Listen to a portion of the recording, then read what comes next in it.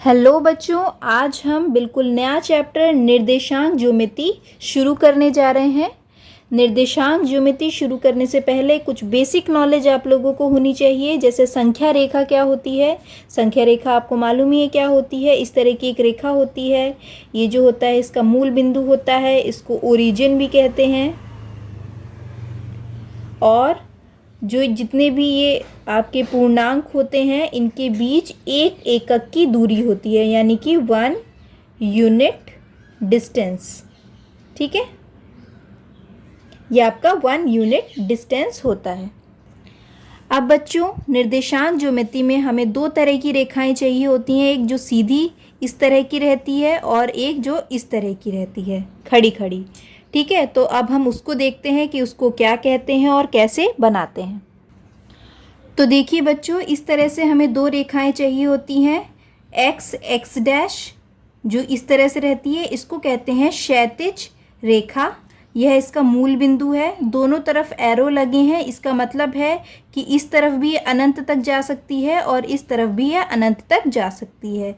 इसी प्रकार ये वाली रेखा होती है, इसको कहते हैं ऊर्ध्वाधर रेखा, और यह इसका मूल बिंदु है और यह ऊपर अनंत तक जाती है। ये जो होता है सब पॉजिटिव होता है, धनात्मक होता है, और जीरो के इस तरफ जितना रहता है नीचे की तरफ वह ऋणात्मक होता है, यानी कि नेगेटिव नंबर्स होते हैं। अब बच्चों, अगर हम ये पूरी रेखा उठाकर इस रेखा के ऊपर रख दें, ये पूरी उठाकर इसके ऊपर रख दें और इसका मूल बिंदु और इसका मूल बिंदु एक ही जगह पर आए, तब हम उसको कहेंगे निर्देशांक तल। देखिए उसको कैसे बनाते हैं। देखिए बच्चों, यह इस तरह से बनेगा। हमने दोनों के जो मूल बिंदु हैं वह एक जगह मिला दिए हैं। यह आपका y अक्ष है और यह आपका x अक्ष है। ये जो OY रहता है, मतलब 0 से लेकर y तक जो दूरी रहती है, जितने भी नंबर आते हैं उसको कहते हैं धनात्मक y अक्ष, और ये 0 से नीचे जितने नंबर आते हैं उसको कहते हैं ऋणात्मक y अक्ष। और इस तरफ 0 से x डैश यहाँ तक जितने आते हैं इसको कहते हैं धनात्मक x अक्ष, यानी कि सब पॉजिटिव रहते हैं। और 0 से इस तरफ जितने आते हैं, यानी कि बाएं तरफ, वह सब ऋणात्मक x अक्ष होता है। बच्चों, ये जो चार भाग आप देख रहे हैं, ये इन चारों भागों को कहा जाता है चतुर्थांश। क्यों कहा जाता है चतुर्थांश? क्योंकि इस पूरे को यह 4 बराबर हिस्सों में डिवाइड कर रहा है, इसीलिए इसको कहा जाता है चतुर्थांश। तो देखिए बच्चों, इसको 4 भागों में विभाजित किया जाता है, चतुर्थांश 1, चतुर्थांश 2, चतुर्थांश 3 और चतुर्थांश 4। ये जब पूरा तल होता है इसको कहा जाता है कार्तकीय तल, या फिर निर्देशांक तल, या फिर XY तल। इनमें से कुछ भी आप इसको कह सकते हैं। और ये जो दो अक्ष होते हैं इनको कहते हैं निर्देशांक अक्ष।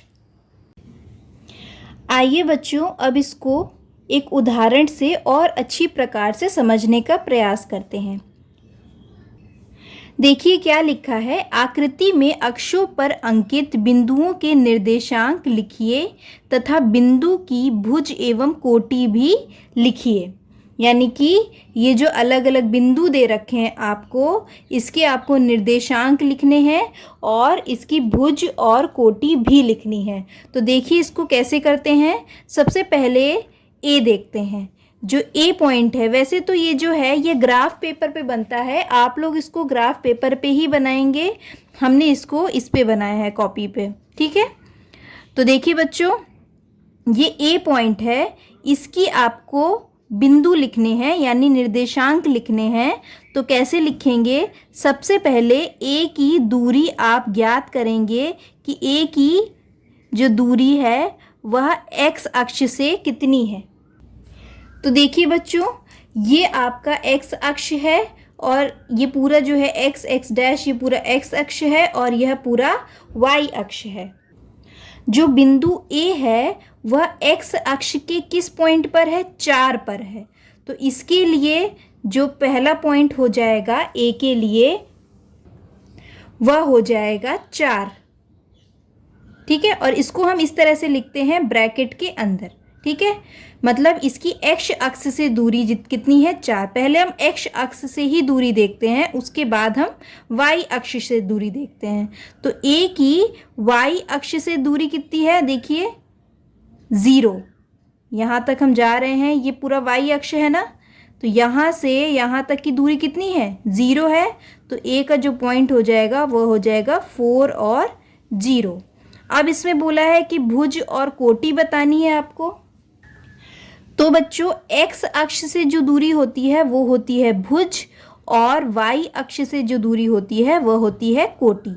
तो इसके लिए जो भुज हो जाएगा वो होगा 4, और जो कोटि हो जाएगी वो हो जाएगी 0। ये आपके बुक का ही एक एग्जाम्पल है, 2 एग्जाम्पल्स को मिला के मैंने एक एग्जाम्पल बनाया है। अब बच्चों देखते हैं बी पॉइंट। बी पॉइंट की एक्स अक्ष से कितनी दूरी है, देखिए ये बी पॉइंट है, एक्स अक्ष से इसकी दूरी है 0। तो बी पॉइंट के लिए इसकी एक्स अक्ष से दूरी हो जाएगी 0, और वाई अक्ष से इसकी दूरी कितनी है, किस पॉइंट पर है ये 3 पॉइंट पर। तो इसका हो जाएगा 0 और 3, यानी कि इसके लिए जो भुज है वह हो जाएगा 0, और कोटि इसके लिए हो जाएगी 3। अब बच्चों चलते हैं सी पॉइंट पर। देखिए बच्चों, जो सी पॉइंट है उसकी एक्स अक्ष से दूरी कितनी है, एक्स अक्ष से दूरी इसकी है -5, क्योंकि यह एक्स अक्ष पे -5 पर है। तो जो सी होगा उसके लिए एक्स अक्ष से दूरी होगी -5, और वाई अक्ष से कितनी दूरी है सी की, ये देखिए ये वाई अक्ष है, और यहाँ से इसकी दूरी है 0, क्योंकि यहाँ तक जाएंगे वाई अक्ष पर पहुँचने के लिए 0 पे आ रहा है ये, तो ये हो जाएगा 0।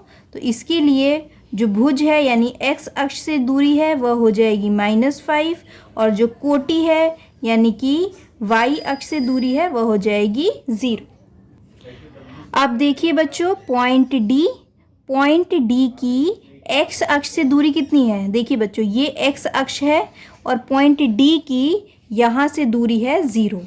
तो जो डी है उसकी दूरी है डी की 0, और वाई अक्ष से इसकी दूरी कितनी है, वाई अक्ष पे ये -4 पोजीशन पे है। देखिए ये वाई अक्ष है, इस पे ये -4 पे है, तो ये हो जाएगा -4। तो इसके लिए जो भुज है वह हो जाएगा 0, और जो कोटि है वह हो जाएगी -4। अब देखिए बच्चों ई पॉइंट। ई पॉइंट की एक्स अक्ष से दूरी कितनी है, देखिए एक्स अक्ष है, जो ई पॉइंट है ये एक्स अक्ष के 1 नंबर पे प्रेजेंट है, मतलब 1 पूर्णांक पे। तो जो ई है उसके पॉइंट हो जाएंगे ई के 1, और वाई अक्ष से इसकी दूरी कितनी है 0, क्योंकि वाई तक पहुंचने के लिए इसको 0 तक जाना पड़ता है। तो ये हो जाएगा 1 और 0। तो इसका जो भुज है वह हो जाएगा 1, और जो कोटि है वह हो जाएगी 0। अब चलते हैं बच्चों एम पर।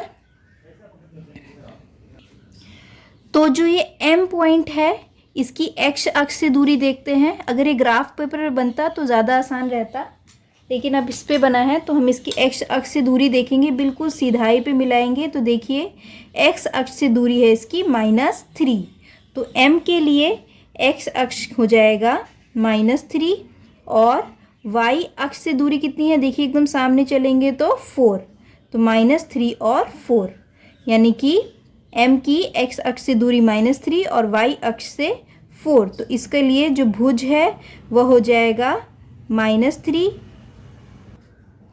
और कोटि हो जाएगी इसके लिए 4।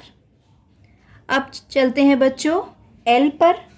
एल के लिए देखिए अगर एक्स अक्ष से इसकी दूरी देखें तो देखिए कितना होगा, यह जा रहा है सीधाई में -5, तो एल के लिए -5, और अगर इधर जाएं वाई अक्ष की तरफ तो -4, तो -5 -4, तो इसके लिए जो भुज है वह हो जाएगा -5, और जो कोटि है वह हो जाएगा -4। अब देखिए बच्चों ये एस पॉइंट। एस पॉइंट की अगर हम एक्स अक्ष से दूरी देखें तो एक्स अक्ष से आपकी दूरी आएगी इसकी, देखिए एकदम सीधाई में जाएंगे तो तो ये आ रही है आपकी 3। ठीक है, तो S की x अक्ष से दूरी है 3 और y अक्ष से दूरी इसकी है -4। तो 3 और -4, तो इसके लिए भुज हो जाएगा 3 और कोटि हो जाएगी -4। तो बच्चों, इससे हमको क्या पता चलता है? इससे हमको यह पता चलता है कि जो प्रथम चतुर्थांश होता है उसमें कोटि और भुज, भुज यानी कि ये वाला x एक्सिस में जो पूर्णांक है और कोटि यानी कि y अक्ष में जो पूर्णांक है, यहाँ पे अगर कोई निर्देशांक होगा जैसे a, b, e, तो दोनों ही धनात्मक होंगे यानी कि पॉजिटिव होंगे। यानी कि जो भुज होगा उसका निर्देशांक भी पॉजिटिव होगा और जो कोटि होगी उसकी निर्देशांक भी पॉजिटिव होगा। जो चतुर्थांश दूसरा होता है, सेकंड चतुर्थांश, उसमें जो भुज होता है उसका निर्देशांक नेगेटिव होता है यानी कि ऋणात्मक होता है और जो कोटि होती है उसका निर्देशांक धनात्मक होता है यानी कि पॉजिटिव होता है, नेगेटिव पॉजिटिव। जितने भी आप देखे होंगे M, B, C, ये जो इनके जो निर्देशांक आए होंगे, इसमें जो भुज होगा वो नेगेटिव होगा और कोटि पॉजिटिव होगी। ठीक है बच्चों, जो थर्ड चतुर्थांश होता है उसमें जो भुज होता है यानी कि x एक्सिस की जो निर्देशांक होता है यानी कि वह नेगेटिव होता है और जो y एक्सिस होता है यानी कोटि के निर्देशांक होते हैं वह भी नेगेटिव होते हैं। तो जो L का निर्देशांक आया होगा वह भी नेगेटिव आया यानी कि कोटि भी नेगेटिव और भुज भी नेगेटिव। उसके बाद जो चौथा चतुर्थांश होता है उसमें भुज जो होता है वह पॉजिटिव होता है और जो कोटि होती है वह नेगेटिव होती है। यानी कि जो भी निर्देशांक यहाँ पे आए होंगे जैसे कि S और D, इसकी जो इसका जो भुज था, ठीक है, ये देख सकते हैं आप 0, तो ये नेगेटिव तो नहीं है, तो ये आपका भुज पॉजिटिव ही मान लीजिए इसको, लेकिन नेगेटिव नहीं होगा, इतना याद रखिएगा। और जो कोटि होगी वह नेगेटिव होगी, ये -4 जैसे नेगेटिव है। तो इस तरह से आप इसको समझ सकते हैं।